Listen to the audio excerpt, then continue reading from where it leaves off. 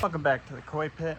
My name's Ty, and today we are going to build the stupidest, easiest, cheapest filter to give you crystal clear water in your pond, or at least that's what I'm building it for. So all you need are just need a couple of things to make this work. The idea is that we will put a permeable box inside of another box, and inside of the permeable box we will have a bunch of matting that will filter the water and anything out of it down to 200 microns. Then that water will escape through the mesh and fill up inside of the larger box, the smaller permeable box it's sitting inside of. And that water will escape through a spout and get poured back into the pond. So in the pond, there will be a... This is box number 1. This 70-gallon tote. But you could use a 5-gallon bucket. You could use a 50-gallon barrel. That's all you need for the first container. The second container, you need some sort of box that just has holes in it. You could drill the holes in it. It can have holes in it already. Anything will work. We got 3 options here, but we've got a big pond, so pond size is relative. I think that'll do nicely right there. Step 1, drill a 3.5-inch hole for your 3-inch uniseal. Step 2, slap on your 3-inch uniseal. Patch the hole you made when you screwed up filming this the first time. There you go, dude. It's all fixed. Nobody watching this is gonna think you're a big old dummy. Doesn't know what he's doing. That'll hold. Crawl through your giant pile of PVC fittings you have in your shed because you're a hoarder and you can't admit it.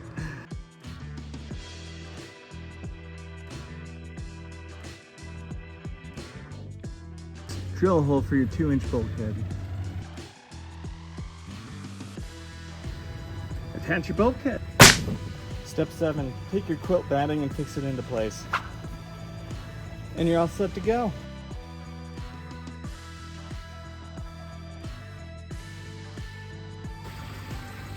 Slap on your male adapter. Stick your pump in the pond.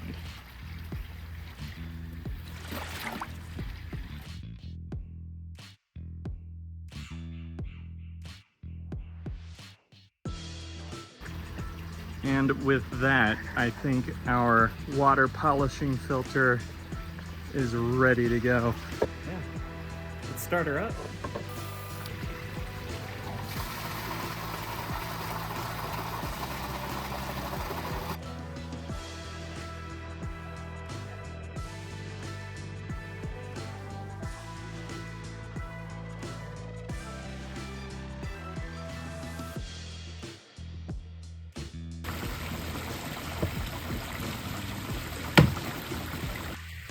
Well, that sure didn't go as expected. A couple things went wrong. This hole I drilled that I tried to cheaply, quickly patch is leaking. One more shot.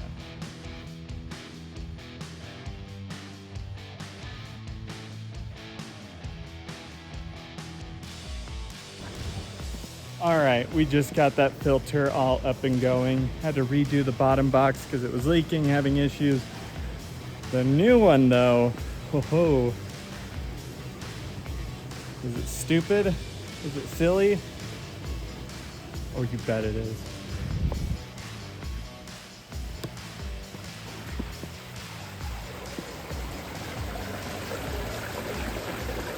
This is the dumbest looking thing I've ever made. But you know what? It works.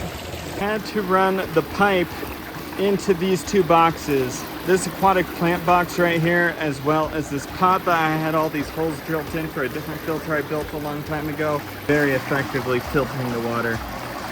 So this stuff right here will be able to filter, I think, all the way down to 200 microns. If you are a longtime aquarist, I'm sure you're familiar with filter socks, and their whole goal is just to filter all the particles out. We just built a huge filter sock, and this is not a long-term thing.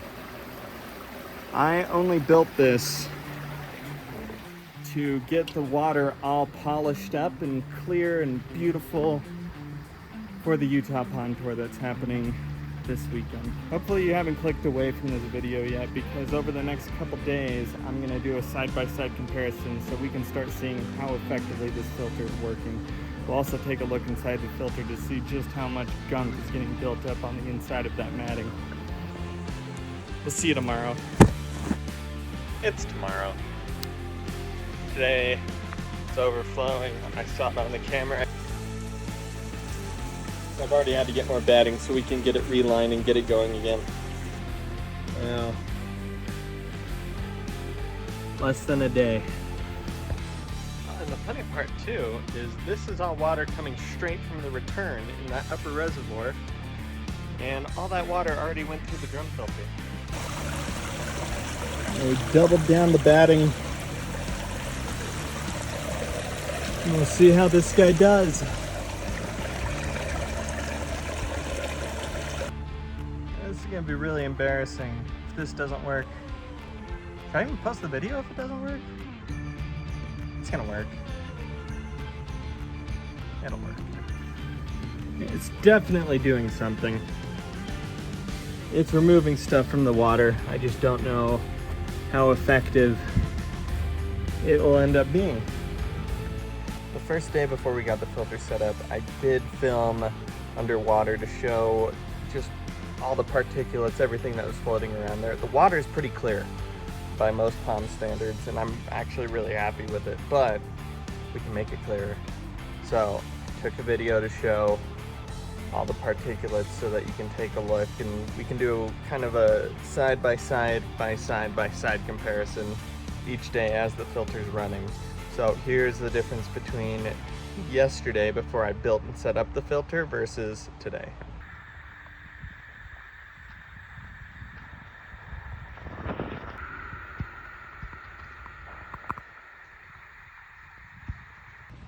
I feel like you can definitely see there's a difference. There's still particulates floating around in the water day 2, but just have to see what it looks like tomorrow. Once again, it's tomorrow.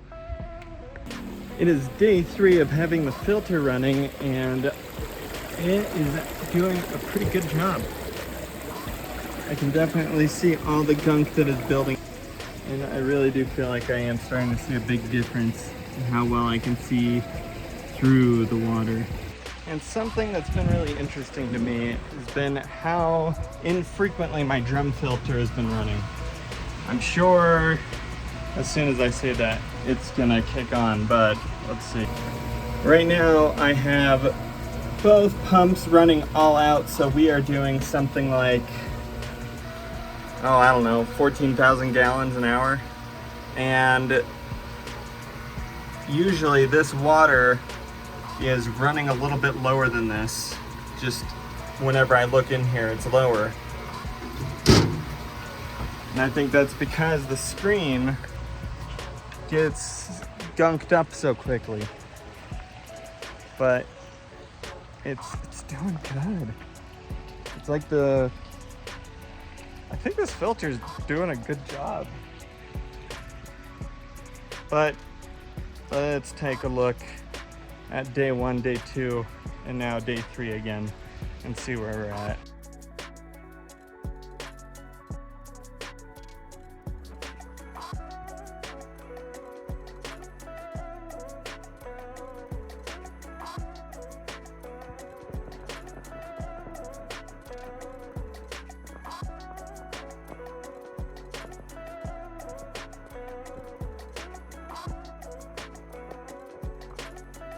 Holy crap. I can't believe how well this thing worked. I had some doubts. Oh. How much money I spent on this? I mean, okay, granted, I already had a pump, I already had a bunch of plumbing fittings, stuff like that. The only thing I purchased to create this filter was the batting.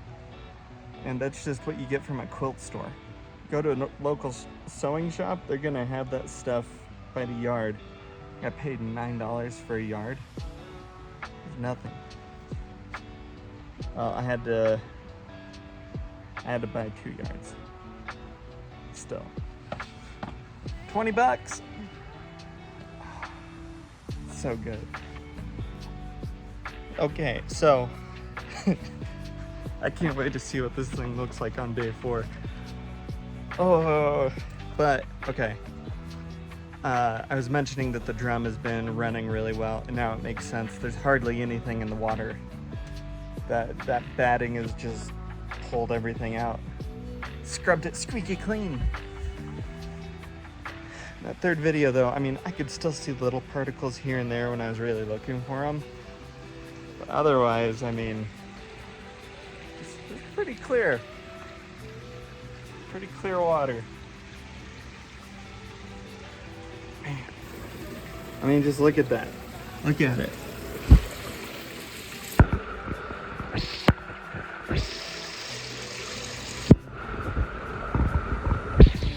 This filter's not a long-term solution.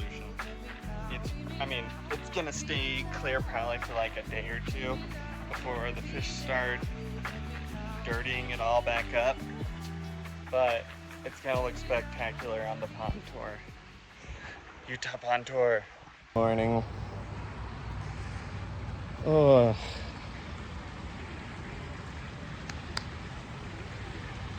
Okay.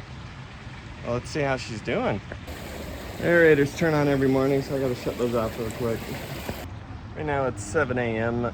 I was taking these videos every day at 5 p.m. So this is a lot earlier than when I took all the other videos, but we're still gonna take a look. Plus, with the aerators going, stirring everything up, I'm really curious to see what that would have kicked up into the water, if there's stuff there to get kicked up. So let's take a look.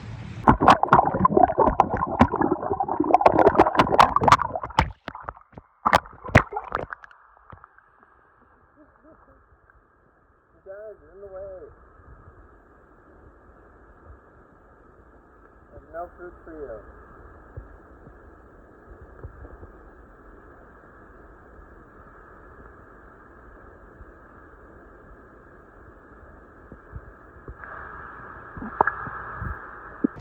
I think this is as close as we can get to crystal clear water. Oh, I am pretty happy with this filter. I'm gonna leave it running until tomorrow morning, and then I'll quickly break it all down, remove it before the pond tour starts. Well, thanks for watching. I don't know if creating something like this can help you with getting your pond to that crystal clear water you want. You're still gonna have little particulates floating around. There's no getting away from it, but you can remove a lot of them if you get a really fine mesh to filter the water out. Drum filters aren't the end all be all. There's something to be said about these old school ways of filtering water. That's my takeaway here. They're just a lot more work. I have had to change the batting every day. It's a lot of work having to come out here and change all the padding, you know what I mean. Anyways, thanks for watching. Oh, no hat.